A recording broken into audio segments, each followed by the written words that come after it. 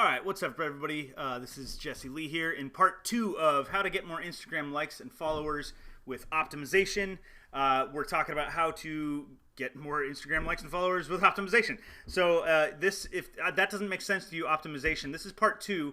You're going to have to go watch part 1, so I'll put the last link in the description of this video. All right, so let me get out of theater mode here. If you remember in the last one, we went over hashtags and keywords, optimizing that for your posts. All right, so now we're going to talk about where to kind of use those things. Profile, right? I want to make we're going to be talking about profiles, posts, and links. And I'm going to just kind of see how long this video goes. I might need to make a third part to this depending on how long I talk. So let's jump into the profile. All right, so we're going to A-B this. So as you can see, my profile, the way it looks, I've got this kind of like neatly laid out. What you really want to do is have a distinct image that fits in a circle, and this one's okay. I actually don't really like mine, but I just had it for so long before I learned all the stuff about branding. The thing is, whenever you get kind of some traction, you can like what'll end up happening is people will psychologically start to see and notice that same thing over and over again.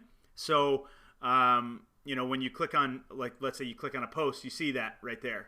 So, but what I would say is try to optimize it to where you have like a nice looking logo or like a nice looking, a clear, how do I say this? Like just a clear thing, whether it's a picture of your face, that way people can recognize you. People, in the online marketing world, you typically tend to get higher click-throughs with faces. This one, this is really good. You can see that as I'm scrolling down. Check this out. You can just notice this girl has her branding on point, right?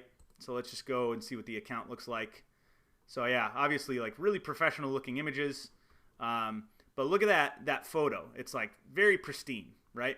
And then she's got this all kind of optimized. We'll talk about how to lay this out in a moment. But let's just look at some more here. Let's go. Yeah, these are, yeah. Let's see, Big Chino Outfitters, what's that? Okay, yeah, so that's a nice looking logo. This is, I guess, like a hunting thing, looks like, right? Yeah, hunting, something like that. So, and following the last video, you notice this account has very consistent themes, right? There's not a lot of mix. It's all about hunting. That's where Instagram is going. So yeah, just keep that in mind, all right? So yeah, first, and you can actually go on things like Canva, and you can make a little logo, or you could hire someone, for pennies on the dollar on a place like Fiverr to get a logo made that's optimized for Instagram, but just make it nice and clear. Okay, so that's the next thing. All right, so let's talk about, let's get more into the profile. We did talk about the keywords in the last one, right? So now that you see my profile, you can see that I'm using words like drummer, drum lessons, and then in each of my stories I have things that are drum related: beats, rudiments, drum lessons, things like that. And then so it looks really consistent. And notice this is going to be really important. You can put emojis and things in here, but I like to actually make this look sort of concise. Let's see what other people have. Let me just go to let's just click on this person's. I think he's another drummer. Yeah, so it's kind of minimal, right? It doesn't look messy, which is nice, but some people, they'll just kind of like throw a bunch of words in there. But you'll notice how this is very minimal, which is fine, but you want to kind of give a little bit more about yourself. Maybe give a little bit of a bio, and then some sort of call to action is also really good. And notice my call to action, you can put emojis in here and everything, but I always tend to deal with red arrows. If you look at my last video, you'll notice when I said watch the next video, this tends to catch people's attention. So you don't have to do that, but I like doing that because I want people to go over to my website, and we'll talk about that link in a little bit. But yeah, you can also add emojis, but the way you would make this look kind of consistent and not use a bunch of characters, you can open up like a notepad, because if you try to type this in on your phone, it won't let you return. It won't let you return. So what you would do is go to like a notepad, right? Notepad, come in here. And then what you would do is type in, hey, I'm a drummer. And then next, be like, I love donuts too. And then the next one would be like, hit me up if you wanna collab. And then you could add emojis in here. But the thing is, when you do this in like a notepad or a word processor, something like this on a computer, if this were on Instagram, it would kind of all run together like this, right? It wouldn't really give you the in this way you can kind of form neatly, nice looking sentences. And then you could add emojis like on either side too. I can't do it in this notepad, but if you did it like in a basic word processor or on your phone, you can open a notepad and add emojis there on either side of each of these things. That tends to catch people's attention. So that's a good way to do that. All right. So what's the next thing I wanted to talk about? All right. So I talked about the profile, optimizing that, posts, and links. These are important. Okay. So when we're talking about cleaning up your posts, now mine, if you notice, I sort of have a brand. It's a little dingy looking. If you look at someone like this girl, like she has a lot more bright colors. You know, her branding's pretty damn good, actually. She's actress. So that's like a thing, right? If you're dealing with people who are actors or actresses, or there's another guy I know, another actor. I hope he doesn't mind me calling him out on this YouTube video. But okay, it doesn't matter if he minds me calling him out. He privatized his Instagram following. Okay. Doesn't matter, but you notice like people use very vibrant colors, right?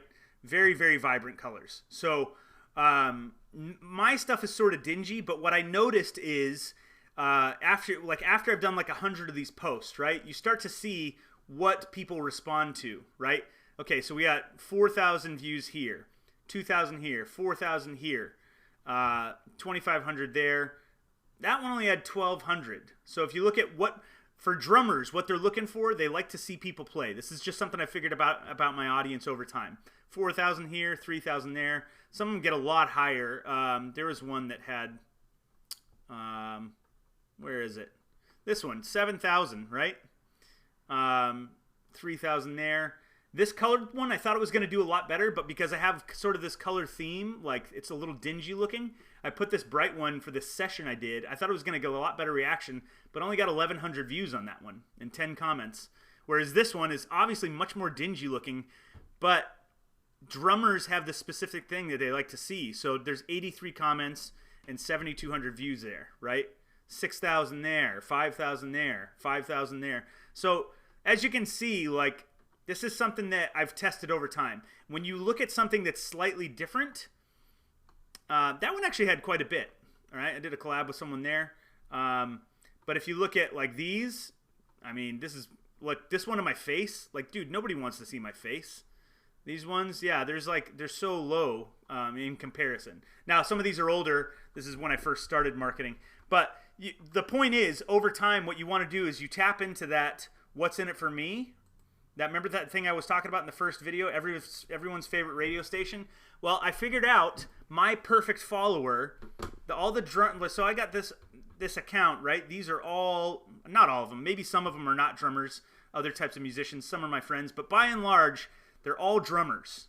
That's what they want to see. They want to see people play drums. Awesome. This one, that's a crappy looking thumbnail. So before people even view the thing, they're going to notice just the thumbnail, how it looks. They're going to show up on your page and they're going to see something like this, right? Now, if you're looking from far away, is there anything that kind of sticks out? Well, a lot of these ones where the drum is in the center, right? Those stick out. And then the ones that look off, that one has very few views. That one has very few views. Anything with my face in it, man, people really don't like my face. This one has pretty few. But you notice, like, there's kind of a theme. Although with the things that work. So this is going to be different for you and your audience. So that's why you have to figure out. Now, if you have drummers, you could do something like this. But if you're doing something else, if you're playing guitar, you got to figure out how that works for you. Because if you're doing photos, that's one thing. But for me, I do a lot of video. If you're doing video, before people even watch the video, they have to their eye has to be caught by the thumbnail of the actual thing. So you have to figure out whatever is the placement thumbnail of the thing that you're doing. You have to figure out, after you test like a bunch of posts, which one gets the best reaction and why. Now, part of this will have to do with time of day and all that stuff, which I'm not going to talk about in this video. That's a whole nother topic. But yeah, so to optimize posts over time, this is just something you got to throw crap at the wall and see what sticks. And then whatever sticks, you analyze it and figure out, okay, why is it that people like this thing? What am I doing in this video? What does the thumbnail look like? And then what am I doing in the actual video that is making people want to watch this and rewatch it? So it's just testing on your part. So that's how you optimize posts. Hope that makes sense. The last thing we're going to talk about, this has to do with getting people off of Instagram. And there's so much of a reason for this, but one of the big things that you want to be able to do is you want to get people where you can okay, actually, you know what? I just realized we're coming up on time. It's about 10 minutes here. So what I'm going to do is I'm going to go ahead and I'm going to make another video. So just go ahead and I'll put the other video right here. Click on that and we'll talk about it in the next video. I didn't realize how fast this went. So I'll see you in the next one.